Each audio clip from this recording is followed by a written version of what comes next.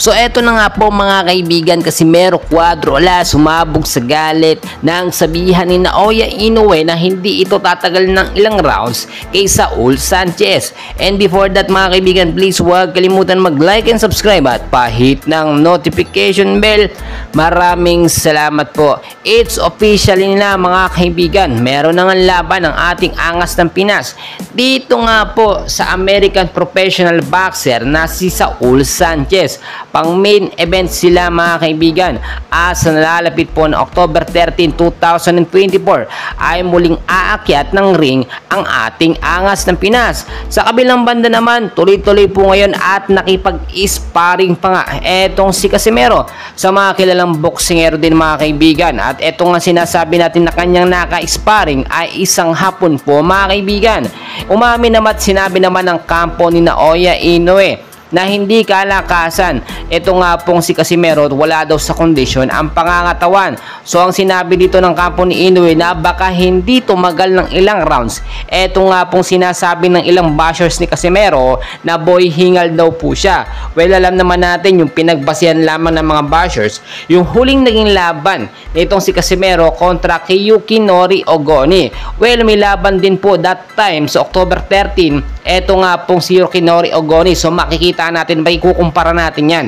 At dahil nga pong pang main event ang ating angas ng Pinas, no, ay siya ang ng sambayan ng Pilipino. At kung titignan nyo po mga kaibigan, halos araw-araw po nag-update sa kanyang page etong si Casimero Cuadro Alas. Tuloy-tuloy din po ang kanyang ensayo mga kaibigan at wala po siyang sinasayang na pagkakataon. Well, alam naman natin na nang aasar lamang etong si Inoue at inaasar niya etong si Casimero. Dahil kung titignan po ninyo, etong si Saul Sanchez mga kaibigan ay magaling at malakas po na boksingero. May ibang pangalan pa ito sa Amerika, tinawagang The Beast. Ibig sabihin, ito'y malahalimaw po kung lumaban talaga mga kaibigan. May taas po na 5'5", halos kasing tangkad lamang po ni Casimero Cuadro Alas, no? At meron po siyang total fights sa 23, wins 20, wins by KO 12 at losses po 3. Well, hindi rin naman nagkakalayo sa ating angas ng Pinas mga kaibigan. So sinasabi natin dito, match na match po talaga ang magiging laban ni Casimero at ni Saul Sanchez.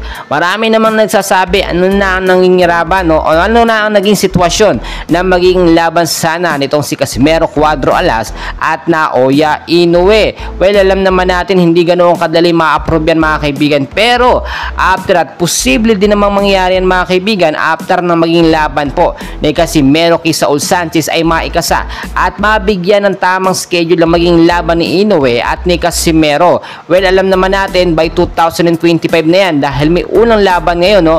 O unang laban ni Casimero Cuadro Alas kay Saul Sanchez sa Oktubre. Aabangan natin yan mga kaibigan. So dyan lang kayo and please huwag kakalimutan mag-like and subscribe. Maraming salamat.